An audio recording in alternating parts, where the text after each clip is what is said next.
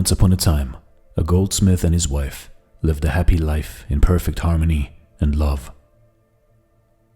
In all the country, they were considered the best patterns of conjugal love. It was their custom not to put out the light in their house, but let it burn all the night.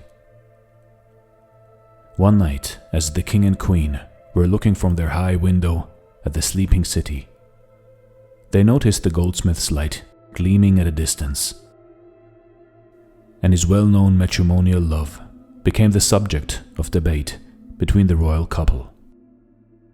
The king insisted that it was on account of the husband's virtue that he and his wife were in such perfect harmony.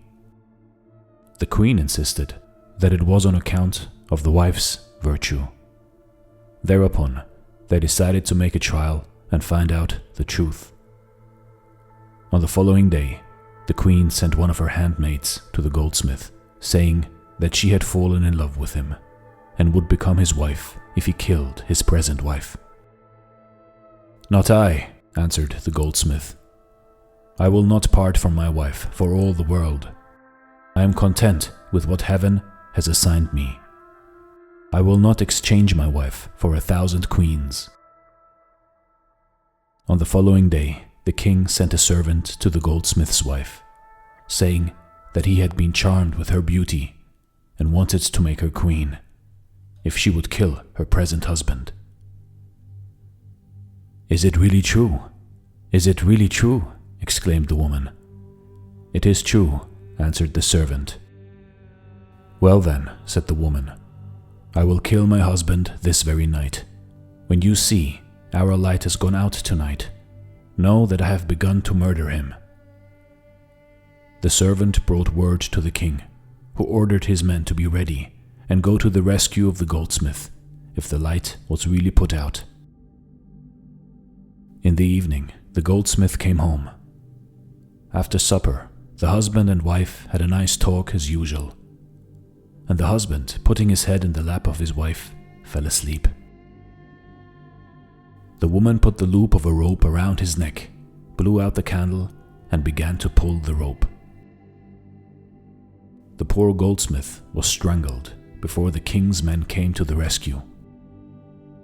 This murder of one of his best subjects grieved the king so deeply that he thereafter hated all women from the depths of his soul. He could not sleep that night, and early in the morning he called his prime minister, saying, "Today I will go hunting. You must put to death all the women of the country, old and young, before I come home this evening." The prime minister had an aged father, to whom he went and repeated the king's terrible order. "Do not obey it," said the old man. "I shall be responsible. Go and hide yourself for a couple of days from the anger of the king." In the evening, the king came back from hunting, and seeing the women of the realm still alive, was enraged and called his prime minister into his presence. The old man appeared before the king, standing on his crutches. "Where is your son?" said the king. "I want to cut off his head first, then those of the women." "Long live the king," said the old man with his trembling voice. "Permit me to tell you an experience of mine, and then put your command into execution if you choose."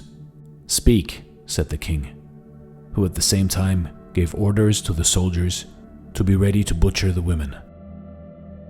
"I was prime minister during your father's reign," said the old man.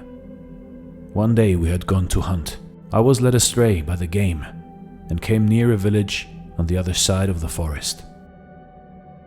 Soon I was overtaken by an unknown horseman, who took hold of me and, lifting me from the back of my horse, placed me before him upon the saddle of his own horse, bound me with a rope, and tied the reins of my horse to the back of his own.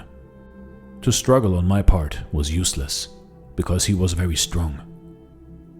Soon we arrived at a cemetery, where we dismounted. For a while he looked here and there, and stopping at a certain place, began to dig, and ordered me to shovel the earth after him. Thus, working, we dug 2 graves.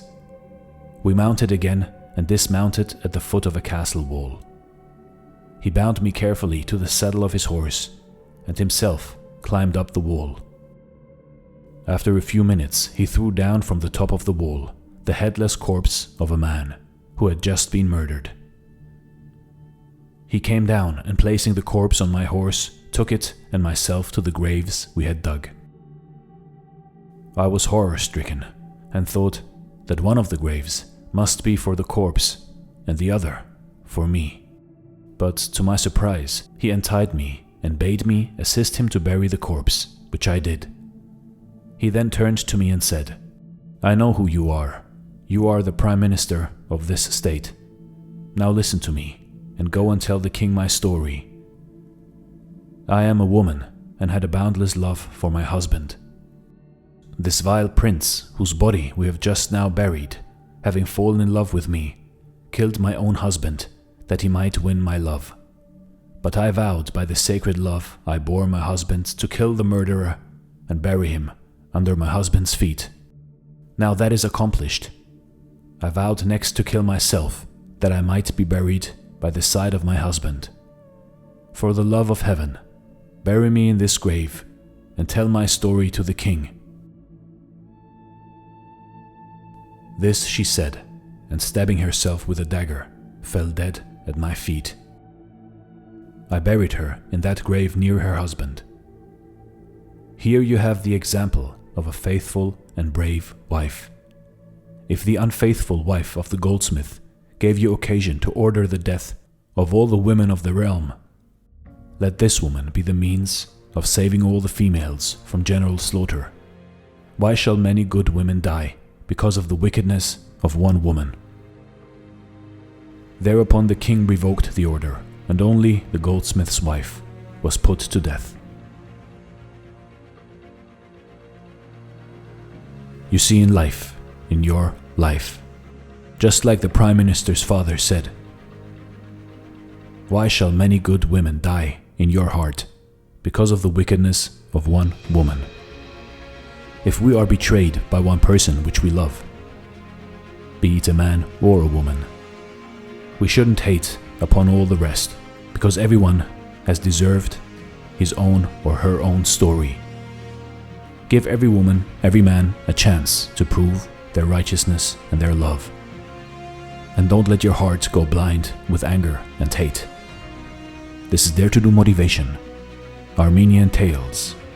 Thanks for watching and stay blessed.